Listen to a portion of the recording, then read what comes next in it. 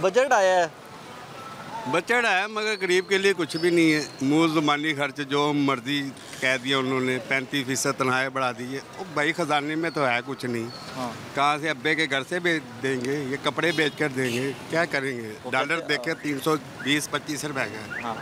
India में dollar 80 रुपए का है, ठीक है ना। अफगानिस्तान में 87 रुपए का है, और पता नहीं इधर क्या आग लगी हुई है ना। मतलब है कि तुसी बाहर कर लो ना भरा, बाहरों डॉलर कमाएगा, पैसे ही पैसे। सर कई कारोबार है जो हमारा जो बाहर से माल आता है ना, वो डॉलर और पाउंड में आता है। हमारी करेंसी को कोई वैल्यू नहीं। वो तो ठीक बात है, वैल्यू तो बात समझ रहे, उन्होंने कहना हमें डॉलर की शक्ल में पैसे। हाँ ठीक है ना। अगर डॉलर ही महंगा होगा, हर चीज़ महंगी होगी, हर चीज़ महंगी होगी तो इधर भी महंगाई होगी। बेहतरी कैसे आएगी, क्या करना चाहिए हमें? बेहतरी बस कोई अल्लाह के नेक बंदा आ जाए तो बेहतरी आ सकती, कोई फरिश्ता ही आए तो बेहतरी आ सकती।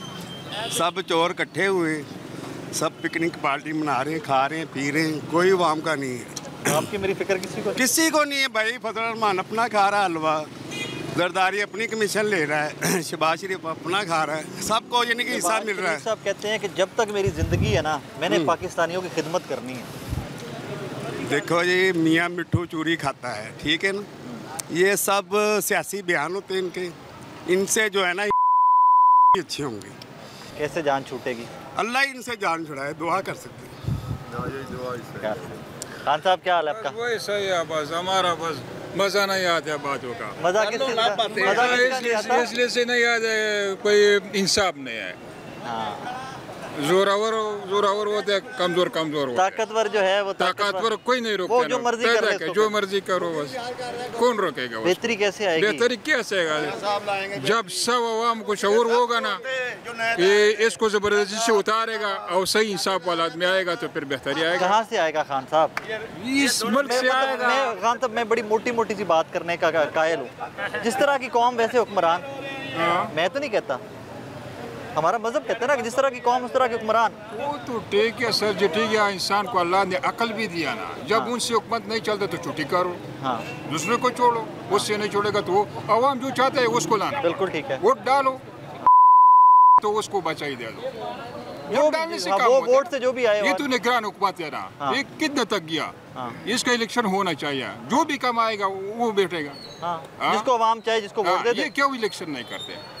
उनको डर लगता है कि आप वोट नहीं दोगे। यही मसाला है ना, यही बात है ना। उनको डर लगता है कि आपने वोट नहीं देने। ये मसाला है, कोई देखे ना उस जबरदस्ती से बैठा है, कौन रोकेगा उसको? कोई भी नहीं रोकेगा। तो इसका मतलब तो ये बना कि जो ताकतवर है वो आगे बैठ गया। अल्लाह जैसा फिरौन बादशाह था जालिम, उस अल्लाह ने फंसाया, अल्लाह ने ऐसा ही इसको भी फंसाएगा, और तरीका नहीं है उसका। तो फिर अल्लाह की लाठी का आवाज का बस वो ऊपर से देख गया, जब उसको वो कमाएगा तो फिर काम होगा। बजट में कोई आसानी की है हुकूमत ने? कोई आसानी क्या, हम लोग तो इधर सारा जिंदगी गुजराया। 800 रुपये का, 600 का आटे का बोरा था, अभी 3000 कम लेता हमारा कबाइल इलाका में। पैदा क्या है इस मुल्क का? तो कैसे गुजारा कर रहे हो? कैसा गुजारा करते हैं? बस रोते गुजारा करते हैं, रोते रात को भी रोते, दिन को भी रोते। अल्लाह ना करे। अल्लाह ये कारोबार देखो ना हाँ लोगों का। हम तो छोटा कारोबारी है, इधर हमारे पीछे को किराया नहीं दिया। बड़ा बड़ा ताजिर को देखो, पता करो उसका बेड़ा तबाह हो गया। वो तो बंद करके बैठे हम तो 100-500 भी गुजारा होते, हमारा पास कुछ पीछे किराया नहीं और नहीं। लोगों के पीछे बहुत किराया है ना, वो बहुत खर्चे होते। वो जब काम होगा तो वो चलेगा ना। डॉलर महंगा या कौन कारोबार करते थे? कोई भी नहीं करते। वो बैंक वाला कर्जा भी नहीं देता, बोलते तुम सब लोग चोर है। पहला वाला तुमने कहा अभी, और अब तुम्हें कैसे दे?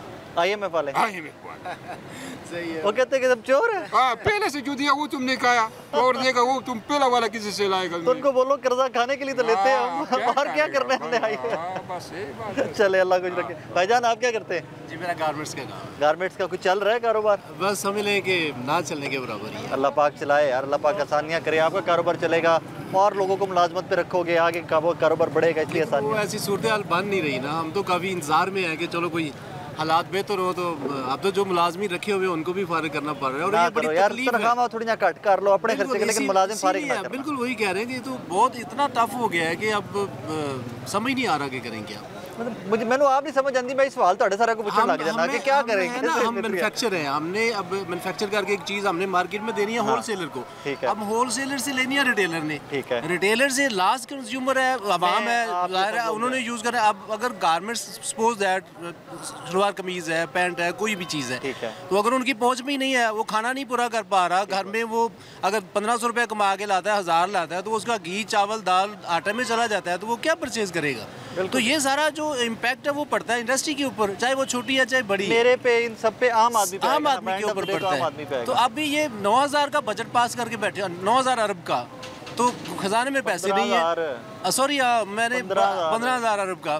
तो इनके पास वो इलेक्शन के लिए 40 अरब है नहीं इनके पास। तो जो अवामी काम है उनके लिए पैसे नहीं है। 450 अरब रुपया इन्होंने रख दिया बेंजीन इनकम सपोर्ट में। 450 अरब रुपया। अब 1 अरब रुपया में एक फैक्ट्री लग जाती है। तो अगर 1 अरब में एक फैक्ट्री लगा दें तो 450 फैक्ट्रियाँ लग जाएंगी, तो कितने मुलाजमी लोग जो बेरोजगार फिरते हैं वो सारे वहाँ पे काम पे लग जाएंगे। वहाँ पे प्रोडक्शन होने लग जाएगी, कुछ ना कुछ पैदा होगा ना, हम पैदावार करेंगे।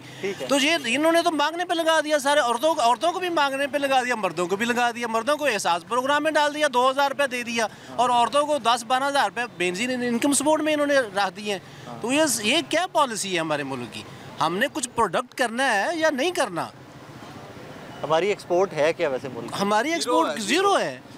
कभी टेक्सटाइल तो बहुत अच्छा था ना हमारा। नहीं सर, नहीं, कभी टेक्सटाइल हमारा माल जा नहीं रहा तो डॉलर कहाँ से आएंगे? कभी हमारी टेक्सटाइल बहुत एक्सपोर्ट होती थी। देखे ना सर कहाँ है? ठीक ही बात कर रहा हूँ, पुराने वक्त की ठीक बात। है, क्यों नहीं, ये अभी की बात करें।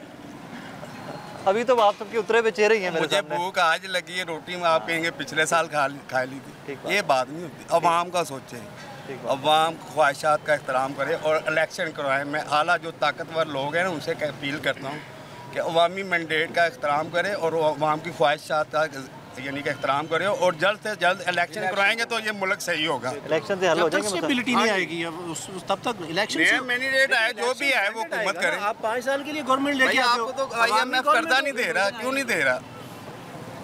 भाईजान ये कहते हैं कि इलेक्शन कराएं मुल्क ठीक हो जाएगा। पहले भी इलेक्शन हुए थे भाई, नहीं कराए। आगे आ जाना, इतनी दूर से मुझे आवाज़ कहाँ आएगी? नहीं, मुझे ये बताओ ना, अगर सिर्फ इलेक्शन का होना काफ़ी होता, अगर इलेक्शंस का सिर्फ होना काफ़ी होता तो 1947 से लेके आज तक अनगिनत इलेक्शंस हुए हैं। हमें वो भी इलेक्शन याद है जो इलेक्शन के नाम पे वो बेसिक बॉडीज़ मेंबर्स वो जो बनाए गए थे और हज़रत मादर मिल्लत को हराया गया था। जी, हमें वो उसका नाम भी इलेक्शन ही था। तो यानी मुनाफकत को इलेक्शन कह देने से इलेक्शन नहीं होता। पाकिस्तान के हालात ठीक करने वाले बंदे होने चाहिए और सही टाइम पे इलेक्शन होने चाहिए। गिनने में आए तो नजर आते हैं। देखें, दो जेन्युइन सी बातें हैं। सबसे पहली बात तो ये है कि सिस्टम वो लाया जाए कि ग्रास रूट लेवल से लोग सिर्फ काबिलियत की बुनियाद पर आगे बढ़ें, यानी ज़ाती टैलेंट और पॉलिटिकल एक्यूमेंट जो है उसकी बुनियाद पे आगे बढ़ें। ये जो ऊपर से नाजिल होने वाले होते हैं ना, अब जो पैराशूटर हैं, अब जो सच कहा जाए तो फिर लेबल लग जाता है कि फलां पार्टी का होगा। मैं सारी बड़ी पार्टियों का बात करता हूँ। पीपी है, नून है, इसकी क़यादत अगर तीनों की पैराशूटर नहीं हो तो मुझे नाम बताएं कौन सा पैराशूटर है? नहीं है, तमाम के तमाम पैराशूटर्स हैं। इसलिए they have zero understanding of the problems Pakistani society is facing. पहले किसी मसले का हल तलाश करने से पहले असूल ये होता है कि उस मसले को समझा जाए।